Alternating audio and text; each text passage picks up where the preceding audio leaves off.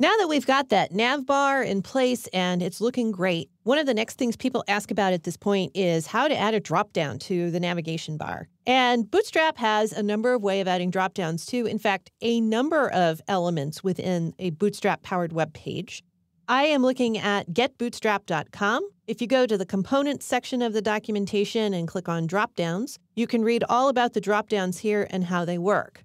This is just drop-downs in general. Note also that over here in the left navigation, there's the option of button-based drop-downs. I'm not going to cover these in this tutorial, but it is possible to add these drop-downs to individual buttons as well.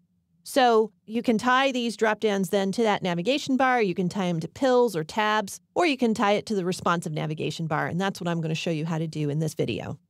So if you go to your exercise files folder, and go to folder number 501. You'll find this HTML file. Copy this file from your exercise files folder over into your Bootstrap folder and open it up here in Sublime Text. If you right-click anywhere on the page and say Open in Browser, you'll see how this page currently looks. And so there is that top navigation bar that we added before, and you'll see that something else has been added here, and that is these names of the doctors here. They're actually under the About menu item. And in fact, this is still a responsive navigation bar. We still have our menu showing up here. It kind of sort of looks okay at these smaller resolutions, but it doesn't really look particularly good like this just yet. So if you take a look at the HTML that I've given you, and we're down around lines 28 or so.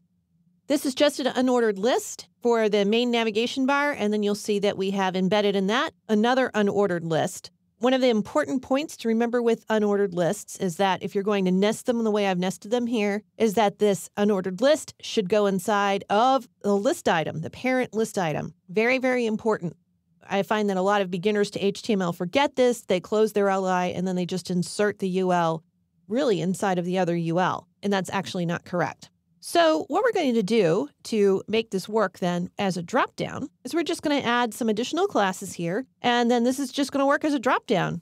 So here on the LI, here on line 28, this is the containing LI for the document. We're going to add a class of dropdown.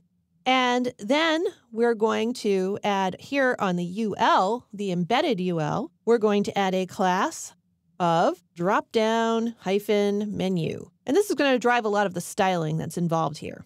Another little piece that's involved with styling is something we'll add right here after the word about, but before the /a.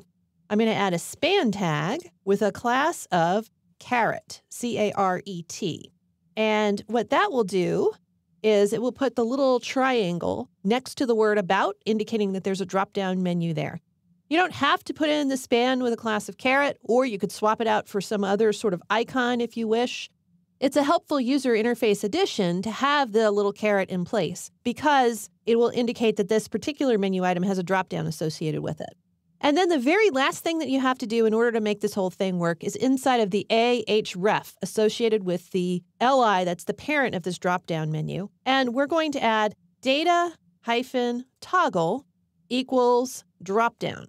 So data-anything in HTML5 is an attribute that indicates that this has something to do with JavaScript. So this is what we're using to bind the JavaScript that's going to drive this dropdown to this particular LI so that when we click on the LI, the dropdown is going to appear. And that is what this data toggle attribute is doing. You can customize these data hyphen attributes with anything. It happens to be that Bootstrap is called this data hyphen toggle, but if you're writing JavaScript, you can write your own attributes that will go in a data hyphen type of attribute. And interestingly, data hyphen anything will validate with HTML5. It's very important to note. Okay, so let's go ahead and save this page, File Save. And if you right-click anywhere or command-click anywhere on the page and say Open in Browser, you'll have the revised page displaying here inside of your browser window. And you'll see that the word About over here now has that little triangle next to it. That's driven by that span with the class of caret. If you click on the word About, you'll have your drop-down menu here. Now, it's worth noting, of course, that Bootstrap's drop-downs are driven by clicks and not by hovers. And why is that? Well, remember that this has to work on mobile devices as well as on desktops. So you can't really hover on anything on a mobile device. Your users are going to have to click on the particular item in order to find the drop-down to work with Bootstrap's drop-downs right out of the box.